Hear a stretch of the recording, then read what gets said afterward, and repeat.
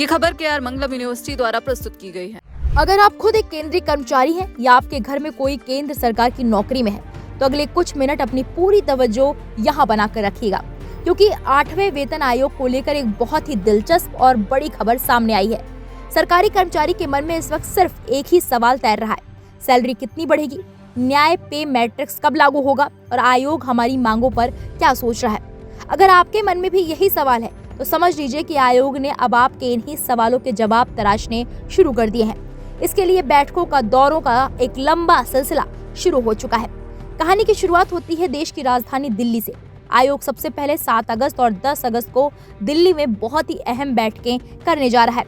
लेकिन असली कहानी सिर्फ दिल्ली तक सीमित नहीं है। दिल्ली की मेज पर चर्चा खत्म होते ही आयोग का काफिला रुख करने वाला है राजस्थान की खूबसूरती यानी पिंक सिटी जयपुर का। जी हाँ, 31 अगस्त और 1 सितंबर को 8वां वेतन आयोग जयपुर में अपना डेरा डालेगा। अब आपके मन में सवाल आ रहा होगा कि आखिर ये आयोग एक शहर से दूसरे शहर भाग दौड़ क्यों कर रहा है, दिल्ली में बैठकर ही फैसला क्यों नहीं लिया जा सकता। आइए इससे भी आपको बिल्कुल आसान भाषा में समझाते हैं। देखिए, जब भी कोई नया वेतन आयोग बनता है तो उसका काम सिर्फ एसी कमरों में बैठकर कैलकुलेटर चलाना या रिपोर्ट टाइप करना नहीं होता। आयोग को जमीन पर उतरना पड़ता है। उसे ये देखना होता है कि देश के अलग अलग कोनों में काम कर रहे कर्मचारियों की असल समस्याएं क्या है, महंगाई का उन पर कितना असर पड़ रहा है और उनकी उम्मीदें क्या है।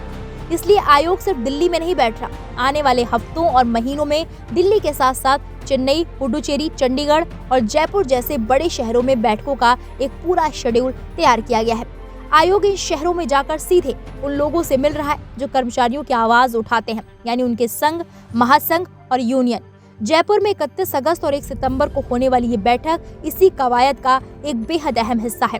आयोग यहाँ राजस्थान के पात्र कर्मचारी संघों के साथ आमने सामने बैठकर उनके सुझाव सुनेगा और समझेगा कि सैलरी और भत्तों में बढ़ोतरी को लेकर उनका क्या रुख है। लेकिन ठहरिए, यहाँ एक बहुत बड़ा पेच है।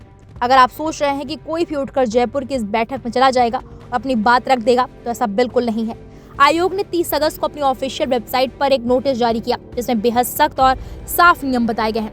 अगर आपने ये नियम मिस कर दिया तो आप अपनी बातें रखने से चूक जाएंगे। आइए इन शर्तों को एक एक करके समझ लेते हैं। पहली शर्त, ये बैठक केवल उन्हीं कर्मचारी यूनियनों और संघों के लिए है जो राजस्थान में स्थित है या वहाँ रजिस्टर्ड है, यानी बाहर के राज्यों की यूनियनें जयपुर की बैठक में हिस्सा नहीं ले सकती। दूसरी शर्त, केवल वही संगठन इस बैठक में बुलाए जाएंगे जिन्होंने पहले ही अपना ज्ञापन आयोग को सौंप दिया है। और हाँ, शर्त ये भी है कि उनकी पहले आयोग के साथ कोई बैठक या बातचीत न हुई हो। तीसरी शर्त, अगर आपकी यूनियन इन दोनों शर्तों को पूरा करती है तो आपको 18 अगस्त तक आयोग को एक ऑनलाइन अनुरोध यानी रिक्वेस्ट भेजना होगा। और इस ऑनलाइन फॉर्म को भरते समय एक बात का खास ख्याल रखना है, आपको अपनी वही यूनिक मेमो आईडी इस्तेमाल करनी होगी जो ज्ञापन जमा करते वक्त जनरेट हुई थी।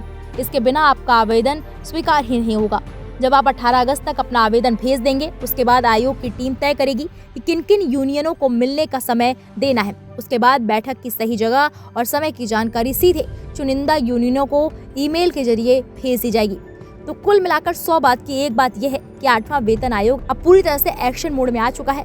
सिफारिशों को अंतिम रूप देने से पहले देश भर के हितधारकों से सुझाव जुटाए जा रहे हैं। दिल्ली से लेकर जयपुर तक बैठकों का ये जो दौर चल रहा है, इसी की मेज पर आपकी आने वाली सैलरी, आपके एरियर और आपके भत्तों की तकदीर तय होने वाली है। अगर आप राजस्थान की किसी रजिस्टर्ड कर्मचारी यूनियन का हिस्सा हैं, तो 18 अगस्त की डेडलाइन को भूलकर भी मत मिस कीजिएगा। 8वें वेतन आयोग से जुड़ी हर छोटी बड़ी और सटीक अपडेट बिल्कुल आसान भाषा में पाने के लिए हमारे साथ जुड़े रहिए। वीडियो पसंद आया हो तो शेयर जरूर कीजिएगा। नमस्कार।